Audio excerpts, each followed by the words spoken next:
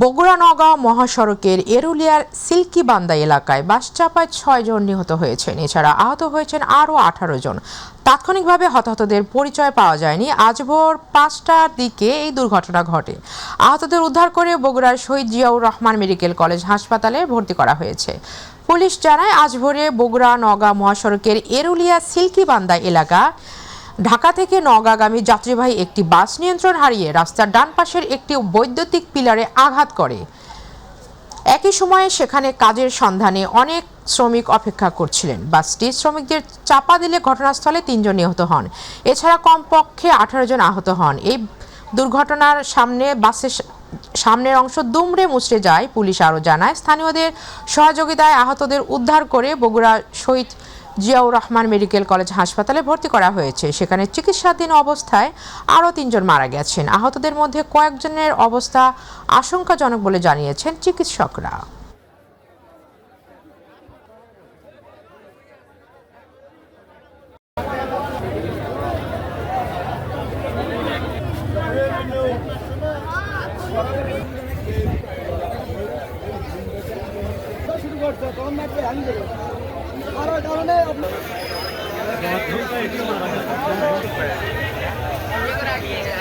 ফেনী শহরে দিন দিন বাড়ছে যানজটের ভোগান্তি। যত্রতত্র পার্কিং, ফুটপাত দখল করে হকারদের দোকান, সড়কে ভ্যান গাড়ির ব্যবসা এবং অবৈধ সিএনজি স্ট্যান্ডে ব্যাহত হচ্ছে স্বাভাবিক যান চলাচল। ফেনী শহরের যানজটের কারণ ও সমাধানের উদ্যোগ নিয়ে প্রতিনিধি আমিন চৌধুরী পাঠানো তথ্য ও চিত্রে বিস্তারিত জানাচ্ছেন জুবাইর রহমান। ফেনী শহরের প্রধান সড়কগুলোতে এখন প্রতিদিনই দেখা মিলছে দীর্ঘ যানজটের। ফুটপাত দখল করে বসেছে হকারদের অস্থায়ী দোকান, আবার সড়কের ওপর রাখা হচ্ছে গাড়ি। এতে পথচারী ও যানবাহন চলাচলে তৈরি হচ্ছে ভোগান্তি। মৌসুমি ফল, নিত্য প্রয়োজনীয় পণ্য ও বিভিন্ন সামগ্রী বিক্রির জন্য ভ্যান গাড়ি নিয়ে সড়কে বসে পড়ার ঘটনাও বেড়েছে। পাশাপাশি বিভিন্ন গুরুত্বপূর্ণ স্থানে গড়ে উঠেছে অবৈধ সিএনজি অটোরিকশা স্ট্যান্ড। যানজট দেখা দেয়। এটার নেপথ্যের কারণ হচ্ছে আসলে অপরিকল্পিত ভবন নির্মাণ এবং মার্কেট নির্মাণ। বড় বড় ভবনগুলোর কোনো পার্কিং ব্যবস্থা নাই, যেগুলো আছে সেগুলো তারা অন্যত্র ভাড়া দিয়ে ফেলে। ভ্যান গাড়িতে করে মাল বিক্রি, অবৈধভাবে ফুটপাত দখল করে রাখা একটি দুর্ভোগের শহরে পরিণত করছে। যানজটের আরেকটি কারণ হিসেবে দেখা গেছে বহুতল ভবনের পার্কিং ব্যবস্থার অনিয়ম। অনেক ভবনের বেজমেন্টে পার্কিংয়ের জায়গায় ব্যবহার হচ্ছে দোকান, হোটেল ও গোডাউন হিসেবে। পার্কিং সংক্রান্ত যে জায়গা আছে ওই জায়গাগুলো এরা বিভিন্ন হোটেল, মাল্টি যে সবগুলি আছে এগুলি দিয়ে বসে আছে, ফলে যানজট দিন দিন বাড়ার একটা প্রবণতা আমরা দেখতেছি। এদিকে অবৈধ দখল উচ্ছেদে কয়েক দফা অভিযান চালানো হলেও স্থায়ী সমাধান হয়নি। ফেনী পৌরসভা জানিয়েছে, বিভিন্ন মার্কেটের পার্কিং ব্যবস্থা চালুর উদ্যোগ নেওয়া হয়েছে। এরই মধ্যে 7টি মার্কেটে 22টি দোকানের লাইসেন্স বাতিলও করা হয়েছে। আমাদের প্রকৌশল বিভাগের কাছে আমরা তালিকা চেয়েছি, ওনাদের থেকে তালিকা পেলে আমরা আরো যে সমস্ত স্থাপনা কিংবা ভবন রয়েছে, বেসমেন্ট যাদের খালি নাই ভাড়া দিয়েছে, সেগুলোর আমরা পর্যায়ক্রমে লাইসেন্স বাতিল করব। ফেনী শহরের ব্যস্ত সড়কগুলোতে যানজট এখন প্রতিদিনের চিত্র। নগরবাসীর দাবি, নিয়মিত তদারকি ও কার্যকর ব্যবস্থা নেওয়া হলে কমতে পারে এই ভোগান্তি। Zubair Rahman, My TV news. নদী বিধৌত দক্ষিণের জনপদ বরিশালে একে একে হারিয়ে যাচ্ছে এর ঐতিহ্য। বিলুপ্তির পথে মিঠা পানির ইলিশ সহ দেশীয় মাছ, আমরা, পেয়ারা, সুপারির জন্ম হলেও স্বাদ থেকে বঞ্চিত হচ্ছেন স্থানীয় অঞ্চলবাসী। যোগাযোগ ব্যবস্থার উন্নয়নের বেশি লাভের আশায় উৎপাদন করেও পাচ্ছে না এর স্বাদ নিতে। তাই হতাশ বরিশালের মানুষ। ট্রাভেলস রাসেলের রিপোর্টে দেখুন বিস্তারিত। যোগাযোগ ব্যবস্থার অভূতপূর্ণ উন্নয়নে প্রতিদিনই বদলে যাচ্ছে দক্ষিণের জনপদ বরিশালের রূপরেখা। পদ্মা সেতুর সুফলে রাজধানী সহ দেশের সব বিভাগে যাতায়াতের সেতুবন্ধনে বইছে কিছুটা কুফলও। দক্ষিণের নদ নদীর মিঠা পানির ইলিশ, দেশি প্রজাতির মাছ, স্বরূপকাঠির ঐতিহ্যবাহী আমরা, পেয়ারা, সুপারি, মরিচ, মুড়ি, গুঠিয়ার সন্দেশ সহ নানান প্রকার মিঠাই ভোর হওয়ার আগেই রাজধানী সহ চলে যায় দেশের বিভিন্ন জায়গায়। কিন্তু এই সকল জিনিস কিন্তু আমাদের একদম সরাসরি ঢাকা চলে যাচ্ছে। এই চলে যাওয়ার কারণে আমরা বরিশালের মানুষ কিন্তু খুবই অসুবিধায় আছি এখন। উৎপাদন করেও স্থানীয়রা এর স্বাদ থেকে হয় বঞ্চিত। যদিও কিছু পাওয়া যায় তাও কিনতে হয় চড়া দামে। যে এলাকায় এই ঐতিহ্যবাহী খাবারগুলি আছে তারা সেগুলো পাচ্ছে না এবং পেলেও অনেক চড়া দামে তাদের কিনতে হচ্ছে। বরিশালে চাষ করেও এসব দেশি খাবার সংগ্রহ করতে না পারায় ঐতিহ্য পড়েছে হুমকির মুখে। পাশাপাশি সরকারের সুদৃষ্টিও কামনা করেন। আটঘর কুরিয়ানে পেয়ারা আমরা সেগুলো বরিশালে সচরাচর এখন দেখা যায় না, সব ট্রাকে ভরে সব ঢাকার উদ্দেশ্যে সেগুলো রওনা দেয়। দুঃখের বিষয় হলো আমরা বরিশাল নগরীর বাসিন্দা হয়েও আমরা বরিশালের খাবারটা খেতে পাচ্ছি না। বরিশালের ঐতিহ্য রক্ষার সময় এসেছে। প্রয়োজনে এই খাতে প্রণোদনা দেওয়ার আশ্বাস দেন জেলা প্রশাসক। নদীর যে মানুষগুলো রয়েছে যারা এই কাজে যুক্ত আছে তাদেরকে আমরা আরো বেশি করে যদি তাদেরকে প্রণোদনা দিতে পারি, সরকারি প্রণোদনা দিতে পারি, আশা করা যায় যে আমাদের ঐতিহ্য যেগুলো রয়ে গেছে সেই বরিশাল ঐতিহ্য আমরা ফিরিয়ে আনতে পারবো। সংস্কৃতি, ইতিহাস আর ঐতিহ্য প্রতিটি অঞ্চলের অহংকার। তাই একে বাঁচাতে হলে শুধু সর্বসাধারণই নয়, সরকারেরও পৃষ্ঠপোষকতা এখন সময়ের দাবি।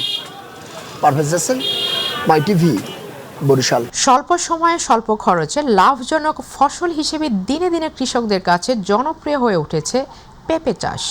ফরিদপুরের ভাঙ্গা উপজেলার পেঁপে চাষ করে ইতোমধ্যে ব্যাপক সফলতা পেয়েছেন চাষিরা।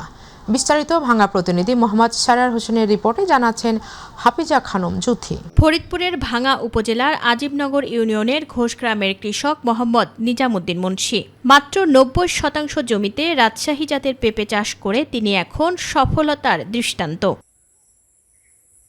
সবুজে ঘেরা বাগান জুড়ে সারি সারি পেঁপে গাছ, মনোমুগ্ধকর এই দৃশ্য দেখতে প্রতিদিনই ভিড় করছেন দর্শনার্থী ও ক্রেতারা। কৃষক নিজামুদ্দিন জানান, সঠিক পরিচর্যা, নিয়মিত সেচ এবং সুষম মাত্রায় সার প্রয়োগের ফলে আশানুরূপ ফলন পেয়েছেন। ৪টা ৫টা ৩টা এরকম চারা, কারণ এর হলো অনেক পুরুষ হয়ে যায়।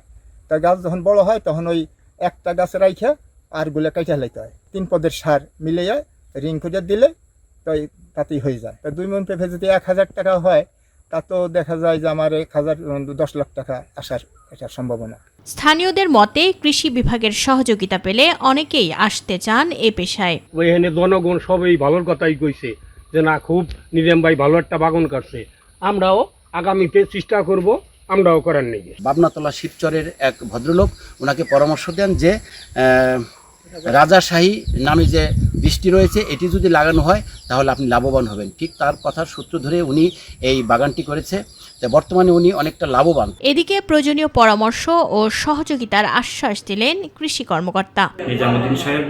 তার যে সফলতা কামনা করছি, পাশাপাশি তিনি যে চাষাবাদ করছেন, যদি আমাদের কোনো প্রদর্শনী বা প্রণোদনা পেঁপের উপরে আসে আমি তাকে প্রদর্শনী এবং প্রণোদনা দিয়ে সহযোগিতা করব। পাশাপাশি সার, কীটনাশক যে অন্যান্য ব্যবহার বিধি আছে এই বিষয়ে তাকে আমরা কিন্তু পরামর্শ দিয়ে যাচ্ছি এবং সার, কীটনাশক বা অন্যান্য বিষয়ে আমরা তাকে সহযোগিতা করে আমরা কৃষি বিভাগ তার পাশে থাকবে।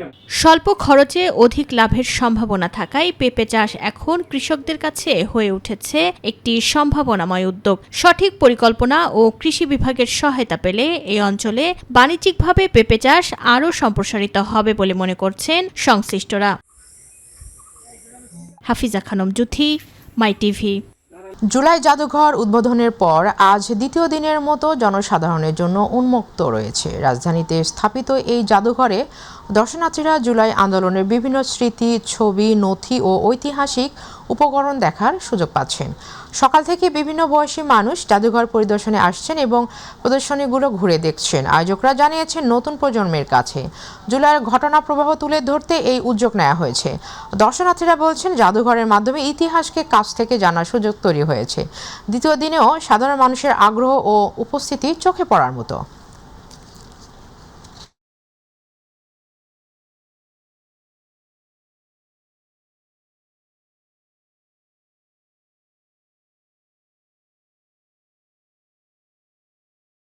জুলাই স্মৃতি জাদুঘরে খোলার দ্বিতীয় দিন আজ দেশের নানা প্রান্ত থেকে আসতে শুরু করেছেন সাধারণ মানুষ। জাদুঘরে প্রবেশের টিকিট কাটার জন্য দেখা যাচ্ছে লম্বা লাইন। সেখানে আছেন সহকর্মী সাদিয়া হক মৌ। মৌ, কেমন দেখছেন ওখানকার পরিস্থিতি, আমাদেরকে জানাবেন। শারমিন, যেমনটা বলছিলেন, আমি বর্তমানে রয়েছে জুলাই স্মৃতি জাদুঘরে। এখানে 6 আগস্টে খোলা হয়েছে জনসাধারণের জন্য, আজকে সেই অনুযায়ী দ্বিতীয় দিন। কিন্তু আমরা গতকালকে যেটা জেনেছি, সাধারণের জন্য বেলা 11টা থেকে সন্ধ্যা 6টা পর্যন্ত খোলা হবে। কিন্তু আজ শুক্রবার ছুটির দিন, আমরা যেটা জানতে পারলাম এখানে যে নোটিশ দেওয়ার মাধ্যমে আছে, ক্যামেরার মাধ্যমে আমি একটু দেখাতে চাই দর্শকদের, তা হচ্ছে আজকে যারা 11টার খোলা হবে ওই উদ্দেশ্যে আসবেন, তাদের কিন্তু আসলে একটু সময় ক্ষেপণ করতে হবে। কারণ শুক্রবার আজকে নতুন সিকিউরিটি যিনি আছেন তিনি বললেন যে শুক্রবার জাদুঘর পরিদর্শনের সময় বিকাল 3টা থেকে নির্ধারণ করা হয়েছে, যা টিকিট প্রবেশ করা যাবে 6:30 পর্যন্ত। এবং এখানে যে ভিড় আপনি দেখতে পাচ্ছেন তা কিন্তু আসলে বিভিন্ন দূর দূরান্ত জায়গা থেকে মানুষ এসেছে। তারা কিন্তু আসলে জানেন যে জুলাই জাদুঘর বেলা 11টার সময় খুলবে, তারা টিকিটের জন্য এখানে এসেছেন। কিন্তু আসলে এখানে এসে তারা দেখছেন যে ছুটির দিন, যে এখন পর্যন্ত টিকিট কাটা হবে 3টার পর পর্যন্ত। তো এখানে যে মানুষগুলো রয়েছে আমরা একটু কথা বলার চেষ্টা করব যে আপনি কোথা থেকে এসেছেন এবং এখানে জুলাই জাদুঘর যে দেখতে এসেছেন ওটা কি বললো টাইম? আমি গাজীপুর কোনাবাড়ি থেকে আসছি, আর এসে দেখি যে এখন 3টার আগে আর খুলবে না। এটা হয়তো কর্তৃপক্ষ আগে জানানো উচিত ছিল যে আমরা 3টায় খুলব। আপনি যে এখানে এসেছেন কি কি দেখার উদ্দেশ্য আপনি ছিল? ভিতরে যাওয়ার পরে দেখতাম কীভাবে এগুলো নষ্ট হয়েছে, স্মৃতিগুলো দেখার জন্য বাচ্চা নিয়ে আসছি। ঠিক আছে, ধন্যবাদ। এবং হচ্ছে আমরা আরও যদি জানতে চাই, এখানে মহিলা সদস্য অনেকে আছেন, তাদের সাথে যদি একটু কথা বলে জানতে চাই আপনি কোথা থেকে এসেছেন এবং আজকে তো এখন টাঙ্গাইল থেকে নিয়ে আসছি, টাঙ্গাইল থেকে এসেছেন। এখানে এখন এসে দেখতে পাচ্ছেন যে 3টা থেকে, তারপর অপেক্ষা করবেন কিনা? এখন আমি তো সমস্যা না, আমার মাকে নিয়ে সমস্যা, আমি তো মনে করেন যে সমস্যা না, আমার মাকে নিয়ে সমস্যা। টাঙ্গাইল থেকে তাকে নিয়ে আসছে দেখা। আচ্ছা, আপনাকে যদি জিজ্ঞাসা করি আপনার কি কি দেখার ইচ্ছা? দেখতে আসছি, সে 17 বছরই করে গেছে, কি কীর্তিকলাপ করে গেছে, আমার কত জ্বালাইছে, গণকবরের স্থান মোবাইলে দেখি, টিভিতে দেখি, চাকপাশে দেখার জন্য আসছি। এবং হচ্ছে আপনার আরও একজন দর্শনের সাথে আমার কথা বলতে চাই যে আমি দেখেছি আপনি পরিবার সদস্যদের নিয়ে এসেছেন, কি দেখার উদ্দেশ্যে আসলে এসেছেন? আমরা আসলে আজকে জানি না যে সকাল থেকে খোলা না, ভাবছিলাম যেন সকাল থেকেই খোলা থাকবে। মূলত আমরা বিগত 17 বছরে যেই ফেসিস্ট হাসিনার দুঃশাসনে নির্যাতিত এদেশের জনগণ ছিল, সেই ফেসিস্ট হাসিনার নিদর্শনগুলি এবং জুলাই অভ্যুত্থানে ছাত্র জনতার যে অবদান, বিভিন্ন শহীদদের, এগুলো দেখার জন্যই এবং স্বচক্ষে দেখার জন্য মূলত পরিবারকে সাথে নিয়ে আসা। নতুন প্রজন্ম তার কাছে যদি একটু জানতে চাই, তুমি জুলাই স্মৃতি জাদুঘরে বাবার সাথে এসেছো, কি দেখতে এসেছো এখানে?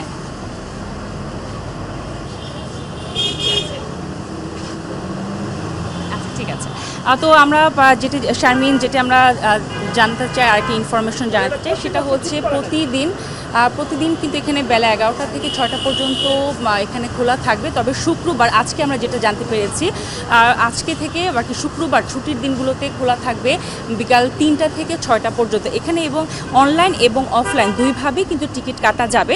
এখানে পূর্ণবয়স্ক যারা রয়েছে তাদের জন্য টিকিট নির্ধারণ করা হয়েছে 50 টাকা, এবং শিশু যারা রয়েছে তাদের জন্য টিকিটের দাম নির্ধারণ করা হয়েছে 20 টাকা। এবং আমার ক্যামেরার মাধ্যমে আপনারা কিন্তু দেখতে পাচ্ছেন জুলাই স্মৃতি জাদুঘরের ভিতরে প্রবেশদ্বার, যেখানে কিন্তু জুলাই গণ অভ্যুত্থানের সময়ে যে প্রতিবাদের ভাষাগুলো ছিল তা কিন্তু জুলাই গ্রাফিতির মাধ্যমে এখানে আমরা ক্যামেরার মাধ্যমে মাই টিভির দর্শকদেরকে দেখাতে চাই। এখানে দেখা যাচ্ছে যেখানে আসলে জুলাই স্মৃতি গণ অভ্যুত্থানের সময় কি কি হয়েছিল তার সবগুলোও কিন্তু এখানে রয়েছে। এবং এখানে যেটা বলি যে সাবেক যে গণভবন 2 বছর 2 দিন আগে যেটি ছিল তৎকালীন আওয়ামী লীগ সরকার শেখ হাসিনা গণভবন, সেটি কিন্তু আসলে 5 আগস্ট ছাত্র জনতার বিক্ষোভের মুখে পড়ে তিনি যখন পালাতে বাধ্য হন, তারপরে ছাত্র জনতার দখলে চলে আসে এই গণভবন। এবং গণভবনের ভিতরে আমরা যাওয়ার চেষ্টা করব। পরবর্তী যে খবর রয়েছে, পরবর্তীতে খবরে আমরা চেষ্টা করব গণভবনের ভিতরে সর্বকাশ তথ্য আপনাদেরকে জানানোর জন্য। তো শারমিন, এই ছিল আমার কাছে জুলাই স্মৃতি জাদুঘর শুক্রবার থেকে সর্বশেষ। মৌ, আপনাকে ধন্যবাদ। দর্শক, জুলাই জাদুঘরের খবর জানাচ্ছিলেন আমাদের সহকর্মী সাদিয়া হক মৌ। ঢাকার স্থানীয় বাজারে আজ নিত্য প্রয়োজনীয় পণ্যের বেচা কেনা স্বাভাবিক থাকলেও বিভিন্ন পণ্যের দামে দেখা গেছে কিছুটা পরিবর্তন। সবজি, মাছ, মাংস ও মুদি পণ্যের বাজারে ক্রেতাদের ভিড় লক্ষ্য করা গেছে। বিক্রেতারা বলছেন সরবরাহ ও পরিবহন খরচের ওপর দামের প্রভাব পড়ছে। চাল, ডাল, তেল, পেঁয়াজ সহ নিত্যপণ্যের দামের দিকে নজর রাখছেন সাধারণ মানুষ। এদিকে ক্রেতারা বলছেন আয় অনুযায়ী বাজার খরচ সামলানো কঠিন হয়ে উঠছে। বাজার পরিস্থিতি নিয়ন্ত্রণে নিয়মিত তদারকির দাবি জানিয়েছেন তারা।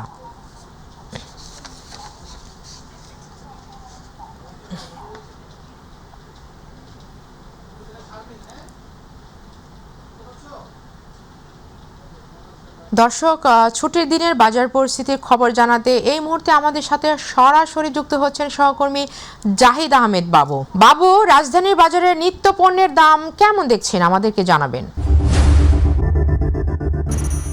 ধন্যবাদ শারমিন আপনাকে আমাকে কারণ বাজার থেকে যুক্ত করার জন্য। আসলে এই মুহূর্তে যদি বলতে হয় যে কয়েকদিনের টানা যে বৃষ্টি, সেই কয়েকদিনের টানার বৃষ্টির কারণে দেশের বিভিন্ন স্থান কিন্তু তলিয়ে যায়। সেই তলিয়ে যাওয়ার কারণে সেই প্রভাবটা কিন্তু পড়েছে রাজধানীর এই কারণ বাজারে। আর যে কারণে বিক্রেতা বলছেন যে বাজারটার বিক্রেতা এবং ক্রেতাদেরকে বলছেন বাজারের কিছু পণ্যের দাম কিন্তু ঊর্ধ্বগতি। সেক্ষেত্রে যদি আমরা যদি দেখাই যে আপনাদের কাছে যে অন্যান্য দিনের তুলনায়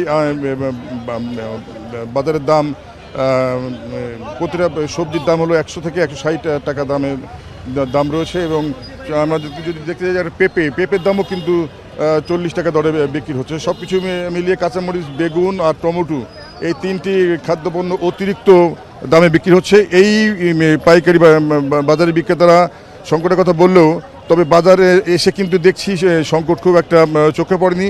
সব মিলিয়ে বাজার পরিস্থিতি যদি বলি তাহলে এই মুহূর্তে বলা যায় বাজার পরিস্থিতি ঊর্ধ্বগতি বলা চলে, যেটা একেবারে এই ক্রেতাদের নাগালের বাইরে। আর যেটা যে কথাটা বলছিলাম যে আসলে যে ক্রেতা বিক্রেতাদের অভিযোগ যে সবসময় যে বাংলাদেশের প্রেক্ষাপটে দাম বাড়লে সেই দাম বাড়ার আসলে কমানোর কোনো কমে না। তো সব মিলিয়ে বাজার পরিস্থিতি আসলে যে কয়েকদিনে যে বৃষ্টি, এই বৃষ্টিপাতের কারণে তারা বলছে যে পণ্যের মূল্যের দাম বেশি। তবে কাঁচামরিচের দাম অতিমাত্রায় দাম বৃদ্ধি পেয়েছে, যেটা 350 থেকে 400 টাকা দরেও কিন্তু কেজি কাঁচামরিচ বিক্রি হচ্ছে এই কারণ বাজারে। আর সেক্ষেত্রে আসলে ক্রেতা বিক্রেতাদের অভিযোগ যে সব মিলে যদি সরকার যদি এই বাজার নিয়ন্ত্রণটা যদি করতে পারে তাহলে তাদের স্বস্তি আসে। তবে এখনও পর্যন্ত বাজার দরের যে বেচাকেনা, সেই বেচাকেনার মাঝে আসলে ক্রেতাদের মাঝে যে স্বস্তি, সেই স্বস্তিটা কিন্তু এখনও পর্যন্ত লক্ষ্য করা যায়নি। তো এই ছিল রাজধানীর কারণ বাজার থেকে সর্বশেষ খবর। শারমিন। বাবু, আপনাকে ধন্যবাদ। দর্শক, কারণ বাজার থেকে বাজার পরিস্থিতি খবর জানাতে যুক্ত হয়েছিলেন আমাদের সহকর্মী জাহিদ আহমেদ বাবু। স্বরাষ্ট্রমন্ত্রী সালাউদ্দিন আহমেদ বলেছেন দেশের শীর্ষ মাদক কারবারিদের তালিকা তৈরি করা হবে, সেই সাথে মাদক চোরা কারবারি, মাদক বিক্রেতা সহ ও মূল হোতাদের তালিকা প্রস্তুত করে তার উপর ভিত্তি করে পরবর্তী কার্যক্রম গ্রহণ করা হবে। বৃহস্পতিবার রাতে কক্সবাজারের হিল ডাউন সার্কিট হাউসে জেলা প্রশাসন আয়োজিত মাদক প্রতিরোধ বিষয়ক সভা শেষে তিনি সাংবাদিকদের এই কথা বলেন। স্বরাষ্ট্রমন্ত্রী বলেন মাদক চোরাচালানের রুটগুলোতে ক্যাম্প স্থাপন করার ব্যবস্থা নেওয়া হয়েছে, সেই সাথে সড়ক পথ ছাড়াও নদীপথে কিংবা সমুদ্র পথে মাদকের চোরাচালান রোধে নৌবাহিনী ও কোস্টগার্ডের টহল জোরদার করা হবে। এই সভায় কক্সবাজার 4 আসনের সংসদ সদস্য শাহজাহান চৌধুরী, সংরক্ষিত আসনের সংসদ সদস্য শামীমারা স্বপ্না, কক্সবাজার 2 আসনের সংসদ সদস্য আলমগীর মোহাম্মদ মাহফুজ উল্লাহ ফরিদ সহ সরকারের ঊর্ধ্বতন কর্মকর্তা ও বিভিন্ন বাহিনী কর্মকর্তারা উপস্থিত ছিলেন।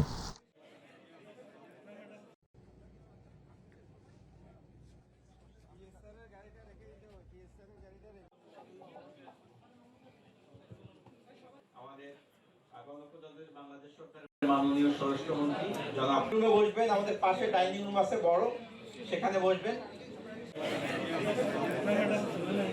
শুধুমাত্র মিটিং এর সদস্য যারা বসবেন, আমাদের পাশে ডাইনিং রুম আছে বড়, সেখানে বসবেন। আমরা ডগ স্কোয়াড, তারপরে অস্ত্র দেয়া অধিদপ্তরের কর্মকর্তাদেরকে যারা এই বিষয়টা সাব ইন্সপেক্টর অপারেশনে থাকে তাদেরকে ট্রেনিং দেওয়া, ল্যাবরেটরি স্থাপন করা প্রত্যেকটা জেলায় মাদক দ্রব্যের জন্য একটা আলাদা ল্যাবরেটরি স্থাপন করার প্রত্যেক ডিস্ট্রিক্টে একটা করে, সেটা আমরা আইনে রেখেছি, সেটা বাস্তবায়ন করতে হবে। হাজতখানা সমস্ত ডিস্ট্রিক্টে থাকবে, মালখানাও থাকবে মাদক দ্রব্যের জন্য। এগুলো আইনি সংস্কার করা হয়েছে, এখন আমরা বাস্তবায়নের উদ্যোগ নেব। নিম্নমানের চাল সরবরাহের অভিযোগের পর ঝালকাঠি গ্রেড 1 এলএসডি খাদ্য গুদাম পরিদর্শন করেন প্রধানমন্ত্রী স্বাস্থ্য বিষয়ক বিশেষ সহকারী এস.এম. জিয়াউদ্দিন হায়দার। বৃহস্পতিবার ঝালকাঠি গ্রেড 1 এলএসডি খাদ্য গুদামে সরজমিনে পরিদর্শনে যান তিনি। এ সময় অতিরিক্ত জেলা প্রশাসক মোহাম্মদ কাউসার হোসেন, জেলা খাদ্য নিয়ন্ত্রক শফিউদ্দিন আহমেদ, ঝালকাঠি প্রেস ক্লাবের সভাপতি অ্যাডভোকেট আকাশ শিকদার উপস্থিত ছিলেন। তিনি বলেন, খাদ্য গুদামে বর্তমানে মজুদ চালের মান ভালো এবং তা সন্তোষজনক, তবে ভবিষ্যতেও যেন মান বজায় থাকে এবং বিতরণ ব্যবস্থায় কোনো অনিয়ম যেন না হয় সে বিষয়ে সংশ্লিষ্ট কর্মকর্তাদের সতর্ক থাকার নির্দেশনা দেন। তিনি আরও বলেন, বাংলাদেশ সরকারের ভাবমূর্তি ক্ষুণ্ণ হয় বা মানুষের জীবনমান উন্নয়নের কার্যক্রম প্রশ্নবিদ্ধ হয় এমন কোনো ব্যর্থতা আমরা মেনে নিতে পারি না। অভিযোগের সত্যতা যাচাই করে প্রয়োজনীয় ব্যবস্থা নেওয়া হবে, যাতে কোনো ব্যক্তি বা প্রতিষ্ঠান প্রতারিত না হয়। এখানে যারা আছে সাধারণ মানুষ সবাই এবার ভোট দিয়েছে, সবার ভোটে নির্বাচিত সরকার। আমরা এমন কোনো কাজের দায় দায়িত্ব দিতে পারি না যে কাজ আমাদের সরকারের ভাবমূর্তিকে ক্ষুণ্ণ করবে। আমাদের যে বর্তমান যে উন্নয়ন, আমরা যে কাজগুলো শুরু করেছি, আমাদের মানুষের জীবন জীবিকা জীবনমান উন্নয়ন করার জন্য যে বিভিন্ন রকম আমরা উন্নয়নমূলক কাজ শুরু করেছি, সেইগুলোকে প্রশ্নবিদ্ধ করতে পারে এমন কোনো কাজ অথবা এমন কোনো আপনার ব্যর্থতা, এই ব্যর্থতার দায় দায়িত্ব আমরা নিতে পারি না। দিনাজপুরের পার্বতীপুরে ট্রেন থেকে বিপুল সংখ্যক মাদক উদ্ধার করেছে রেলওয়ে থানা পুলিশ।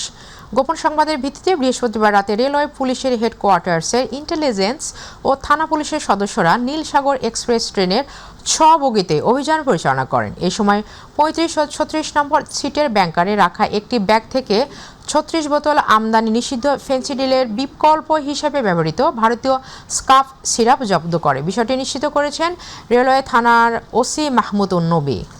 মেহেরপুরে গাংনী সীমান্তে নারী পুরুষ সহ 5 জনকে পুষুনের চেষ্টা করে ভারতীয় সীমান্ত রক্ষী বাহিনী বিএসএফ।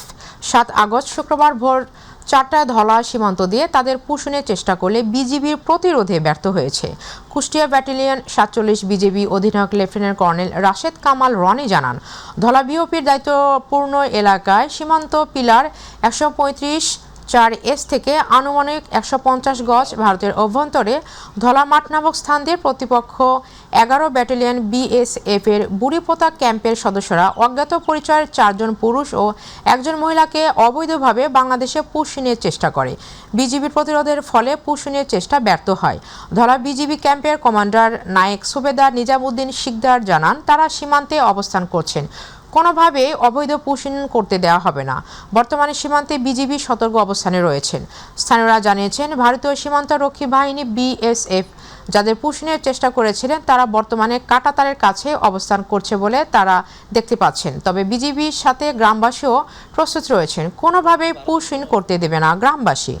বগুড়া সহ সারা দেশে বিশৃঙ্খলা সৃষ্টি, নৈরাজ্য ও অস্থিতিশীল পরিবেশ তৈরির অপচেষ্টার প্রতিবাদে বগুড়া জেলা যুবদলের বিক্ষোভ মিছিল ও সমাবেশ অনুষ্ঠিত হয়েছে। বৃহস্পতিবার বগুড়া জেলা যুবদলের সভাপতি জাহাঙ্গীর আলম ও সাধারণ সম্পাদক আবু হাসানের নেতৃত্বে এই কর্মসূচি পালন করা হয়। এ সময় মিছিলটি জেলা শহরের কলোনি এলাকা থেকে বের হয়ে শহরের বিভিন্ন সড়ক ঘুরে সংগঠনটির জেলা কার্যালয়ে গিয়ে শেষ হয়ে এক সংক্ষিপ্ত সমাবেশ অনুষ্ঠিত হয়। সমাবেশে বগুড়া সদর আসনের সংসদ সদস্য রেজাউল করিম বাদশাহ, বগুড়া 4 আসনের সংসদ সদস্য মোশাররফ হোসেন, বগুড়া জেলা বিএনপি সাংগঠনিক সম্পাদক শহীদুন নবী সালাম সহ বগুড়া জেলা, সদর উপজেলা ও শহর যুবদলের বিভিন্ন পর্যায়ের হাজারো নেতাকর্মীরা উপস্থিত ছিলেন। এনসিপি আর শিবির, জামাত শিবির সহ ঐতিহাসিক 5 আগস্ট গণ অভ্যুত্থানের দ্বিতীয় বর্ষপূর্তি উপলক্ষে চট্টগ্রামে লোহাগড়ায় বাংলাদেশ জাতীয়তাবাদী দল বিএনপি ও এর অঙ্গ সহযোগী সংগঠনের উদ্যোগে অনুষ্ঠিত হয়েছে বর্ণাঢ্য বিজয় র্যালি। বিকেলে লোহাগড়া থানা এলাকা থেকে শুরু হওয়া মিছিলটি আমিরাবাদ স্টেশনে গিয়ে সংক্ষিপ্ত সমাবেশের মাধ্যমে শেষ হয়। র্যালিটিতে নেতৃত্ব দেন চট্টগ্রাম 15 আসনের বিএনপির মনোনীত সংসদ সদস্য পদপ্রার্থী নাজমুল মোস্তফা আমিন। এতে উপজেলার 9টি ইউনিয়ন থেকে আসা হাজারো নেতাকর্মী অংশ নেন। সমাবেশে নাজমুল মোস্তফা আমিন বলেন, 5 আগস্টের গণ অভ্যুত্থান দেশের গণতান্ত্রিক অধিকার প্রতিষ্ঠার এক ঐতিহাসিক মাইলফলক। তিনি গণ অভ্যুত্থানের চেতনায় বৈষম্যহীন গণতান্ত্রিক ও সমৃদ্ধ বাংলাদেশ গঠনে সবাইকে ঐক্যবদ্ধভাবে কাজ করার আহ্বান জানান। আমরা শেখ হাসিনাকে ওয়েলকাম জানাই। আসেন, বিচারের মুখোমুখি হন। আপনি যে আমাদের নিরীহ জনগণকে হত্যা করেছেন তার জন্য বিচারের মুখোমুখি হন। স্বাগত জানাই। আসুন, সব সাহস থাকলে দেশে ফিরে এসে আপনি বিচারের মুখোমুখি হন। ভারতীয় উপমহাদেশে মুসলিম জাগরণে সদরুল আফাজিল নঈমুদ্দিন মুরাদাবাদী রহমতুল্লাহ আলাহের নেতৃত্ব ও ইলমি খিদমত নিয়ে চট্টগ্রাম প্রেস ক্লাবের এস রহমান হলে এক সেমিনার অনুষ্ঠিত হয়েছে। আহিয়ার্ক পাবলিকেশনস ও জুইফিলের যৌথ আয়োজনে অনুষ্ঠিত সেমিনারে সভাপতিত্ব করেন আহিয়ার্কের স্বত্বাধিকারী কাজী আসিফ আশরাফি এবং সঞ্চালনা করেন জুইফুলের সভাপতি GM মামুন। প্রধান অতিথি ছিলেন আহলে সুন্নাত ওয়াল জামায়াতের চেয়ারম্যান শাইখুল হাদিস আল্লামা কাজী মঈনুদ্দিন আশরাফি। বক্তারা নঈমুদ্দিন মুরাদাবাদী রহমতুল্লাহ আলাইহির ইসলামী শিক্ষা, গবেষণা ও মুসলিম সমাজের নেতৃত্বের অবদান তুলে ধরেন।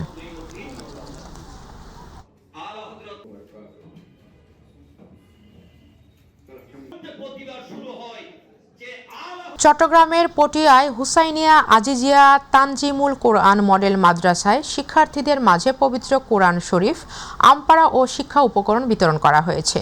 মাদ্রাসার পরিচালক কারি আব্দুল বাসেত খান হুসাইনির সভাপতিত্বে আয়োজিত অনুষ্ঠানে প্রধান অতিথি ছিলেন মাই টিভি চট্টগ্রাম ব্যুরো প্রধান হাজী মোহাম্মদ নুরুল কবির।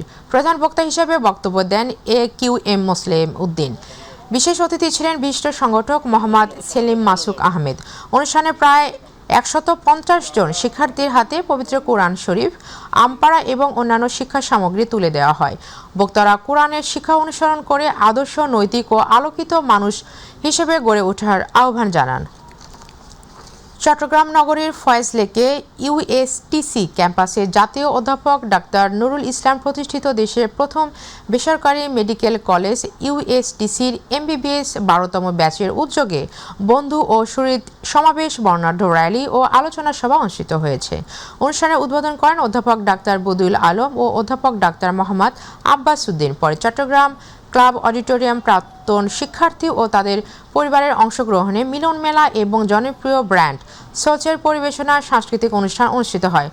অনুষ্ঠানে অংশ নেয় শিক্ষক ও প্রাক্তন শিক্ষার্থীরা চিকিৎসা পেশায় মানবিক মূল্যবোধ, পেশাগত দায়িত্ববোধ এবং পারস্পরিক বন্ধন আরও সুদৃঢ় করার উপর গুরুত্ব আরোপ করেন।